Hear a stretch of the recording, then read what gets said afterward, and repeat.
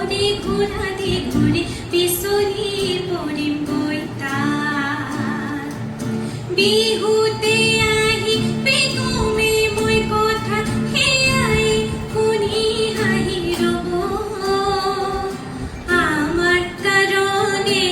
আইরে মরমে ফুলাম গামোচা হৈ ৰব উমৰি থাকিব ও তোমাৰ